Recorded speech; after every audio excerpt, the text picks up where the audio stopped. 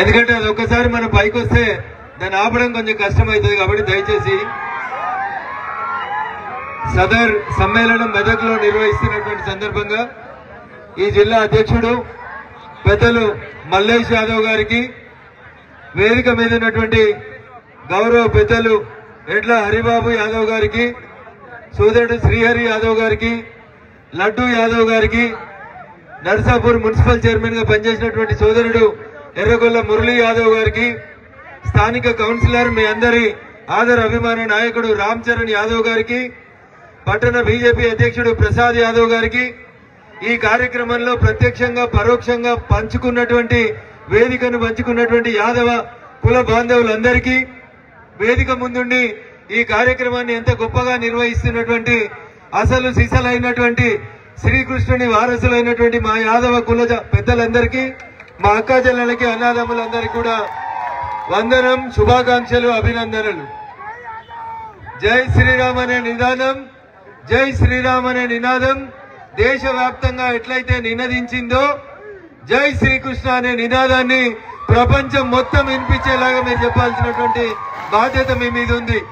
ఎందుకంటే ఏ యుద్ధానికైతే ప్రపంచమంతా జయజయలు పలికిందో, ఏ పుస్తకం తీసుకొని గల్లీ కోర్టు నుంచి ఢిల్లీ కోర్టు దాకా కోర్టుల సాక్ష్యం చెప్పాలంటే కూడా దేని మీద ప్రమాణం చేస్తారు? భగవద్గీత మీద ప్రమాణం చేసి అంతా నిజమే అని చెప్తాను అని చెప్పి ప్రమాణం చేస్తారు. ఆ భగవద్గీతను ప్రపంచానికి చెప్పిన గొప్ప మహనీయుడు ఎవరు? మీరందరూ ఎవరు? ఆయన వారసులు. మీరందరూ ఎవరు? ఆయన వారసులు. అందుకని ఆయన ఎంత గొప్పగా మన సనాతన ధర్మం గురించి, హిందూ ధర్మం గురించి, యాదవులు అంటేనే ఆ శివునికి ప్రతిరూపాలు, మల్లికార్జునుడి అవతారాలు. అంతేనా? మీరు మొక్కే దేవుడెవరు? మల్లనునేనా? మరి సప్పుడు వస్తేనే సలిపెడుతుందా? అందరు చేతులు కట్టుకురావే, గట్టిగా చెప్పాలి. ఎవరు మీరు ఆరాధించే దైవం? మల్లన్న స్వామి. మీకందరికీ, ప్రపంచానికి అందరికీ యుద్ధ నీతిని నేర్పించినటువంటి గొప్ప మహనీయుని వంశంలో పుట్టిన వారు మీరందరూ కూడా. ప్రపంచానికి యుద్ధ నీతి నేర్పినటువంటి పుస్తకం భగవద్గీత. భారతదేశమే కాదు, ప్రపంచం మొత్తం కూడా దేన్ని ఆచరించాలంటే భగవద్గీతను ఆచరించాలి, పాటించాలి. అవసరమైతే స్కూళ్లలో పిల్లలకి భగవద్గీతను పాఠ్యాంశంగా పెట్టాల్సినటువంటి అవసరం ఉందా?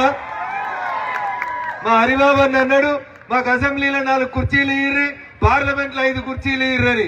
అది కాదన్నా, మీరు ఇంటింటికి భగవద్గీతను పంచితే మీ వాళ్ళే శ్రీకృష్ణులై భవిష్యత్తులో ఈ జిల్లాలని, రాష్ట్రాలని, ఈ దేశాన్ని కూడా మీలే ఏలుతారు. ఆ దిశగా భావితరాలైనటువంటి యువకులని మీరందరినీ కూడా ఎంకరేజ్ చేయమని చెప్పి ఊర్లలో సామెత చెప్తాం. శివుని ఆజ్ఞ లేకపోతే చీమ కూడా కదలదు. కదులుతుందా? మరి ఆ శివుని భక్తులు, మీరు శివుని భక్తులు ఎంత గొప్పగా ఉంటారో, ఎంత కఠోరమైన దీక్షని పాటిస్తారో మీకు అందరికి తెలుసు.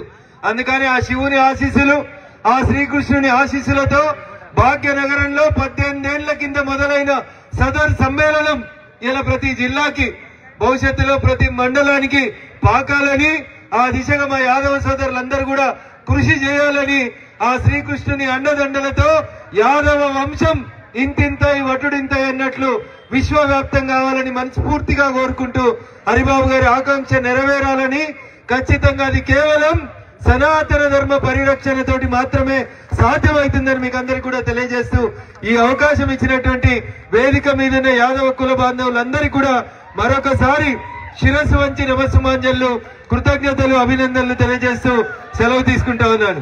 జై హింద్, జై భారత్, జై బోలో శ్రీకృష్ణ భగవానికి. అని ఎవరికైనా చేతులు ఉంటే లేపాను, చేతులు లేని వాళ్ళందరూ రేపు దవాఖానకు పోండి. జై బోలో శ్రీకృష్ణ భగవానికి, జై బోలో శ్రీకృష్ణ భగవానికి, జై యాదవ్. దీనికి కూడా అంటలేరా? అంటలేరా? సరిపెడుతుందా? జర గట్టిగా నూరి జై బోలో శ్రీకృష్ణ భగవానికి. మీ ఇష్టం. చేతులు లేని వాళ్ళందరూ లెక్క శ్రీకృష్ణుడు చూస్తాడు. చేతులు పైకి లేవలేదంటే లెక్క ఆడ రాస్తాడు ఆయన. జర గట్టిగా చెప్పండి మరొకసారి. జై యాదవ్. అబ్బా రెండు చేతులు లేపిర్రా మీ వాళ్ళంతా. కంగ్రాట్స్.